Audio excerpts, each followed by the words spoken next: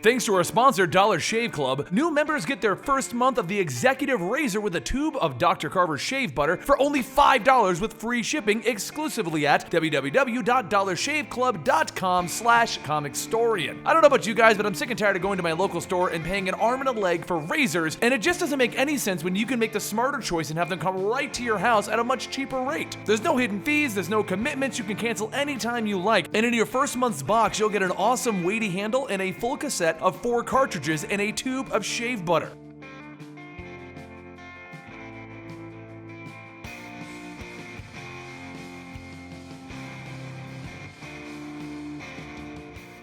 Welcome back to the second part of Deadpool vs. the Marvel Universe. That's right, Deadpool vs. the Marvel Universe. The first episode set up why he needed to fight the entire Marvel Universe, and now it's time to actually get into a lot of the actual fighting. Now, in our last video, Wade and Bob found themselves traveling through time, messing up things wherever they went. It took the help of the past and present Fantastic Four to set things right, but in the end, Wade was told that he is no longer welcome at the Baxter Building. Now, after going back to work, Wade is called upon by Dr. Stephen Strange to help fix the world. She apparently screwed up. As Wade and Bob stand in another realm, mindless ones begin to surround them, and Wade says that he's pretty sure the doc said that these guys would be trying to kill them. So why are they worshiping them? Bob says that he's not sure, but maybe it's because they like his aftershave. As Wade goes back to killing everything, Bob searches around for an escape route when the mindless ones suddenly stop and stare at him. Bob holds up a glow stick and Wade shouts, "That's it! It's the glow stick that they're worshiping!" Bob tells him, well, that's kind of stupid. Why would they? But with that, Wade runs by, grabbing him, and then off the cliff saying, "Not as stupid as this!" All the mindless ones charge after them, and then suddenly everything stops as a giant projection of Stephen Strange appears, and Wade tells him that he knows that they still have the stink of time travel on them, but he really expected that Dr. Strange, master of the mystic arts, would be able to deal with that. Stephen tells him that, be it as it may, they must travel across the nether realms in search of their target. He will now attempt to deliver them as close as he can. Light begins to surround the two of them, and in a flash, Wade and Bob are transported to another realm, one filled with alien women. Wade looks around saying, "You know, in my experience, this many women is never a good thing." As some of the girls start to feed Bob, he says, "It's only the one that you marry that you have to worry about." Wade goes on saying that he got this cinch, and then he spins around, cutting the alien's head that was about to eat him. All the women around Bob start to open up their mouths, and Bob cries out saying that even his fantasies never turn out right. While Wade goes back to killing, he shouts, "It's funny, because all of his dates end up like this. Except for the part where he's stuck trying to find T-Ray, the guy that he hates mainly because he hates him. That and now saving the multiverse on account of him killing T-Ray, which somehow started this whole mess." Just as Wade goes back to killing another alien, Steven's head appears saying, "That is enough. There are other realms that you must finish." So Steven waves his hand, and Wade goes back to crossing the realms, killing giant sea monsters, hordes of metal men, and even tripping some minotaurs. Wade shouts, "That's it! I'm not killing anything else until I get some straight answers right now." He then cuts off the minotaur's hand that is grabbing Bob and shouts, "Okay, that was the last one, but that's it!" Steven's head once again tells him that he's sorry for making him travel the realms and spill blood, but the truth is, he's had T-Ray's body this whole time. After trekking up mountains of stairs, Steven explains that since their battle, there has been magic leaking out throughout the realms. As T-Ray escaped through time, the black magic spilled, causing disturbances, which is why Deadpool was needed to go across killing things. Now, for things to be fixed, T-Ray must be restored back to life using the blade that has been traveling across the realms. Wade shouts, "That is totally unfair. That guy stole his identity," even though he says his was stolen, which is up for debate depending on which writer you like best, but he would personally prefer that he lives and T-Ray stays dead. Steven says that he must plunge the sword back into the gash he once caused so that it will fill the host back with those black magics. So Wade holds up the sword and he says, "This sucks, you know? Like,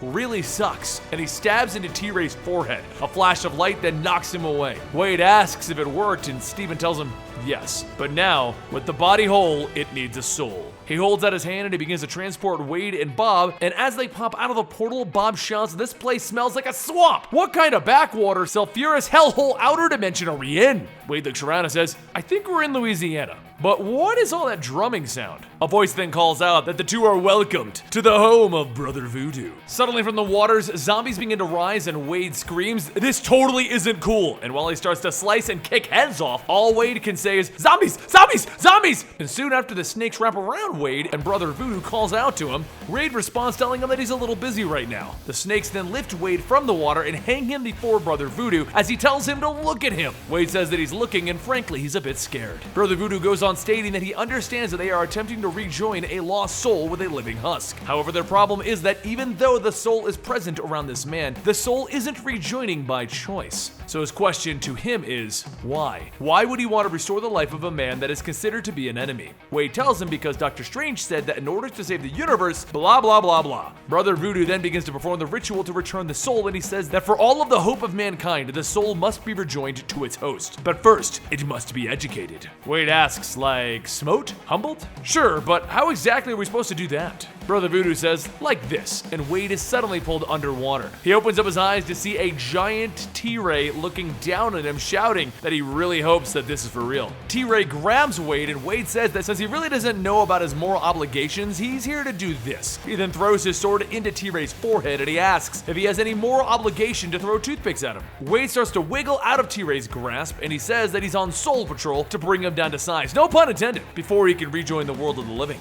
T-Ray thinks about it and says, that's fascinating, but who says that I want to come back to life? Wade shouts, well, you really don't have a choice in the matter, so... And T-Ray tells him, of course he has a choice. That's by killing you instead, Wade. And then he crushes Wade with his other fist. Wade suddenly wakes back up in the world of the living, asking, what happened? Am I dead? Brother Voodoo tells him that is not likely because you no longer have a soul. Wade screams up screaming, what? Then Brother Voodoo tells him, I'm actually surprised to see you for the amount of sins that you've committed. He then pushes Wade back, telling him, it doesn't matter, you don't have to worry about that, it's time to get back into the ring. Wade opens up his eyes to see T-Ray again, and he says that he's pretty much had enough of this. He then shouts, I'm gonna go Hank Pym it on your head, and then he starts to grow in size. As the two begin to fight, Wade punches T-Ray, telling him, it's totally unfair that I don't have a soul, and here I was fighting to bring one back. T-Ray pulls the sword out of his forehead, and he tells him that no matter how many steps forward he takes, he will always be a murdering, identity-stealing, empty, deprived soul. As T-Ray lunges forward, Wade blocks the attack, laughing, saying, that's where you're wrong. I just found out I don't even have a soul. He jumps back in to counter the attack, but T-Ray pulls out a gun, shooting Wade in the chest, shattering Wade's body. All of the pieces begin to form into hundreds of mini Deadpools, all as different Marvel characters, and T-Ray asks, what just happened? One Wade shouts, well, you just scattered my inner self, revealing the hero inside of me. And the Black Bolt Deadpool doesn't say anything to follow up, but another Deadpool says, I really don't like the Black Bolt version since he doesn't talk. All of the mini Deadpools begin to attack T-Ray, and he begins to shout, stop! You're inside my soul! There's no way to beat me! And as T-Ray falls back, the mini Deadpools begin to piece themselves back together, and then Wade points his gun at T-Ray's forehead, telling him, sure looks like I just did. T-Ray laughs, saying, leave it to someone who ignores all of the rules to take advantage where the rules don't apply. So go ahead and shoot. That's what you've always wanted anyway, right? Wade remains quiet, and T-Ray taunts him, telling him, just do it! Get out of my hair forever! So Wade takes his gun and he puts it to his own head, saying, yeah, I don't have any hair. And he pulls the trigger. Back in the world of the living, T-Ray's soul begins to enter back into his body, and Brother Voodoo says that he really hopes that he made the right decision here. Stephen Strange flows down, telling him that he had little choice. T-Ray had inadvertently positioned himself as a guardian for the integrity of the dimensional barriers. Brother Voodoo says, right, but this is something a master of the mystic arts should have been easily handling. This was also about Wade Wilson, wasn't it? Stephen flies off, saying that he hasn't touched Wade's soul. For that, he thanks him. Brother Voodoo turns back to the water, stating that he's gone. They can stop pretending now. Wade and T-Ray pull themselves out of the water, and Brother Voodoo goes on telling them that there they have it. They both have to ride above the limits. Coming from someone who knows quite a bit about sharing a soul, he knows that it's not easy, but the alternative means squandering their potential for greatness. As Brother Voodoo begins to walk off into the fog, both Wade and T-Ray ask, greatness? And then they both flex, shouting, cool! As the two of them turn away, Wade says that he still hates him though. T-Ray holds out his arm, stating, oh, I still hate you too, and he disappears. As Wade stands there, he tells himself that he realized that he had a soul when all of those little Marvel figurines came out of him, so Brother Voodoo was just testing him, and he made the right choice. Cool. He calls out to Bob, and Bob runs up, saying that that man was very scary. He made him have some bad nightmares. Can they just go home now? And as the two of them begin to leave, Bob asks if anything cool happened. And Wade tells him that he found out that he had a soul, and he's really a hero at heart. Bob tells him that's nice, so what's next now? And Wade tells him, nothing but possibilities, dude. A few days later at Agency X, Weasel sits with Sandy and Outlaw as they watch Wade and Alex fighting, asking if this is how negotiations are supposed to be. And they both say, yep. Alex shouts, read the contract. Deadpool will shoot, stab, kick, and headbutt stuff up for money, and you need to add 25 cents per useless pop culture quip. As Wade stabs into Alex, he says, I did that, including many quips. Didn't Dr. Strange pay for the Soul Repo job? Alex tells him yes, but again, the rate's on the time machine. There is no way the Fantastic Four charges that much. There's rent to pay, and porn, and ammo to buy. As the two of them continue to fight and argue, the office door opens as Irene Merriweather walks in and almost immediately gets shot. Wade shouts, Irene, you get my messages? And she tells him, yeah, about that. There's laws against international transfer of pornographic material. After settling everyone down, Irene directs everyone to the monitors and explains that she's been working with the new president of Romkistan, Milos Yuskovic. As a group inspired by Nate's beliefs, there was an initiative in securing lost and abandoned weapon caches before they were found by the terrorists. One base that's of particular interest is the one that Magneto built, which by Nate's notes was powered by an electropolarity reconfiguration engine. Normally the UN would contact Kazar, but he's nowhere to be found, which brings her here. Irene goes on saying that they can't pay very much, and maybe they're being a bit ambitious, but they feel like it could be something that Nate would do if he could. Wade sits there for a moment and he says, I'll do it. So Bob and Weasel, get your loincloths ready. A few seconds later, the three of them are teleported to the Savage Land, and Wade shouts that it's time to finally kick some dinosaur butt. Which, no sooner does he say that than a giant dinosaur charges after him. But before the dinosaur can bite them, a Sabretooth jumps out, tearing into its neck, and then it looks back at the group. Wade says that the Sabretooth sure looks familiar. Wait, it's Zabu! Where's Kazar, boy? Zabu just stares at him and then motions off in the distance, and after a short walk, the group finds the abandoned base, with Weasel asking what's the game plan. Wade tells him that there are 200-ton lizards along the walls, pterodactyls in the air, and probably a ton of bloodthirsty mutants inside. So the game plan is charge! Wade begins to run straight for the main doors, and as he gets to them, he shouts, honey, we're home! But as he does, he sees Kazar, and he tells him, hey, I'm Deadpool, even though you probably know that, but it looks like you've gotten things taken care of, so we're just gonna grab the Magnetotron doohickey and get my fabulous hair out of here. Kazar charges at Wade, shouting, die, Outlander! And the mutant Piper says Kazar has joined their ranks thanks to the hypnotic serenade of Lorelei. Weasel stares at Lorelei and says, she sure got my attention. As Lorelei continues to sing, though, Kazar jumps on Wade and slams his knife down, stabbing through Wade's ear. Off in another room, Brainchild watches on a monitor saying that he knew the so-called superheroes would arrive. And a chained-up Shauna shouts that she and Kazar will stop them! Back in the main room, everyone looks at Wade's lifeless body as it suddenly jumps up asking, did somebody say chimichanga? Never mind, just the sound of my skull and brain healing. Suddenly, Wade comes to the realization that he can't even hear himself, and his gift to the world is gone. He then begins choking Kazar, shouting, this is your fault, you gorgeous jungle god jerk! He then throws Kazar into Piper and Lorelei breaking the spell, but before Kazar can finish her, Piper controls Zabu to attack, allowing them to escape. Afterwards, Wade pulls the knife out saying that he can hear again. He just had a knife in his ears, and he's feeling silly for yelling. Brainchild sends the dinosaurs in to capture everyone, but Wade says that he's got a better idea of how they can get into the control room, and that's going through the sewer pipes, Super Mario style. As Wade swims, he runs into one of Brainchild's giant crocodiles, and Wade's answer to that is a grenade. The explosion ruptures the pipes, and it spits Wade out, conveniently in front of the engine that he's looking for. He radios to Weasel to go ahead and lock onto the position he just found it, and seconds later both Bob and Weasel appear, and Weasel jumps on the computer saying that he'll download the blueprints. That should make things a bit easier for them. Back in the control room, Brainchild sees the computers being accessed and tells Piper to send some pets their way. A few moments later, Wade looks back at the stampeding dinosaurs and says they got a bit of a problem, but he's got it. Brainchild calls out that this is it for them, and Wade says that he's got a better idea as he throws a teleportation disc into the group of dinosaurs. A bright light flashes and all of the dinosaurs vanish in a blink of an eye, and Brainchild yells out that that was not his sole gambit. And after looking back at Kazar holding Piper hostage, he shouts, blast! Below, Lorelei calls out to hurry, and they all jump onto a pterodactyl. Kazar runs after them, shouting, damn, they got away. And Wade pulls out his gun and fires, saying, no they didn't. The gunshot hits the pterodactyl in the wing, causing it to fall straight into a pit of T-Rexes. Wade turns to Kazar to say his goodbyes and says, next time, you should try using guns. And just as everyone gets ready to leave, Weasel says that they may have a bit of a problem. The teleporter actually brought the dinosaurs to Manhattan. And over in the busy streets of Manhattan, Ben Grimm drives an armored truck containing the Venom symbiote. In a flash, it covers the area as it crashes, and the dinosaurs all charge out, stomping on everything in their path, including the armored truck. Seconds later, the dinosaurs all begin to roar, now covered with the symbiote suit.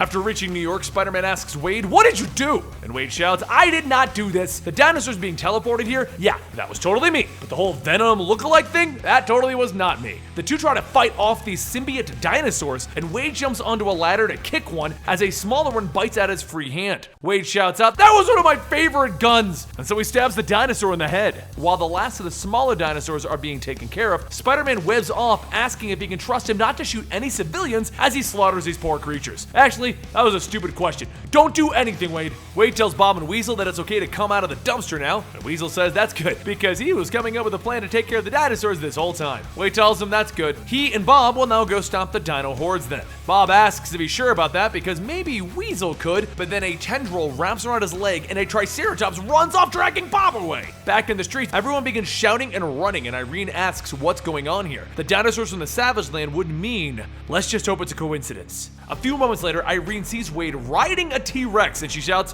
"What the hell did you do?" But her yelling causes the T-Rex to start running after her and start to shoot its symbiote tendrils at her. Wade jumps down, getting impaled, stating, "Ow, ow, ow, ow, ow! You okay?" Irene tells him, "Yeah, but she peed herself." Wade says he does that all the time. Why would he want to miss the commercials, right? The T-Rex lifts Wade back up and brings him closer to bite him, but before he can chomp down, it's blasted from the sky, knocking Wade away. Wade shouts that it's Miss Marvel and Mr. Wonderful, his fellow Avengers, and Miss Marvel tells him that it's Wonder Man, and you are not an Avenger.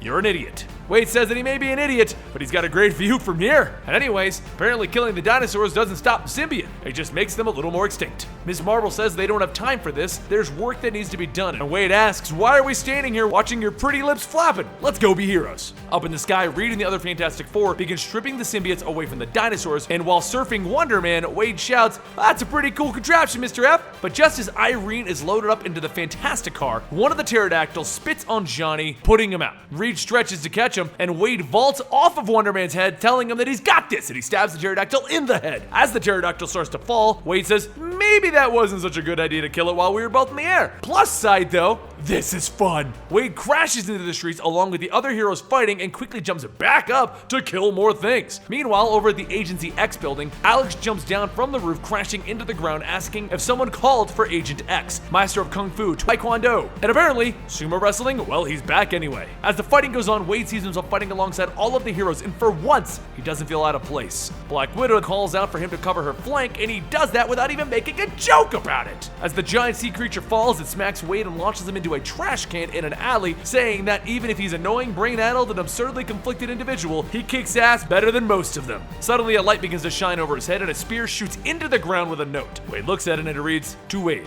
I thought you could use this. From the future." Wade grabs the spear, saying, "You don't forget the little people who work so hard to make you a top-selling solo star," and he swings the spear. He then grabs a dinosaur as the symbiote falls off, and he says, "So this thing sucks the symbiote off and keeps the dinos kicking. Leave it to Nate to come up with a humanitarian weapon." He quickly jumps back into the street, slashing away at the sea creature, cutting its tendrils, when a voice inside of Wade says, "Cool." Wade says, "Hello?" And the voice responds, "Hello!" So Wade says, "That's weird," and the voice says, "Shut up!" And Wade says, "Okay, it's odd and rude." As Wade rips the symbiote off of the sea creature, he asks, "Why are my text bubbles now in black?" And just then, the symbiote that Wade absorbed crawls onto him and screams, "I want to eat your brain!" He begins to scream that he has to fight it, and he stabs his own head with the spear. Down below, Miss Marvel asks, "What is happening?" And Ben says that he's pretty sure whatever it is, it's Deadpool. A few moments later, Wade's vision starts to clear up, and Irene asks if he's okay, and Wade says never better. Miss Marvel tells him as much as it pains her, that was well done. And Wade says that he knows, but thank you for saying it. By the way, love how the red sash thing works on your hips. He then asks what happened, and Ben tells him that his pal Weasel and Reed reversed the tachyon polarity, blah blah blah blah. Miss Marvel asks what is his status, and Wade asks, does she mean that he can join the Avengers now? And Miss Marvel tells him, actually, forget it. Just go far, far away.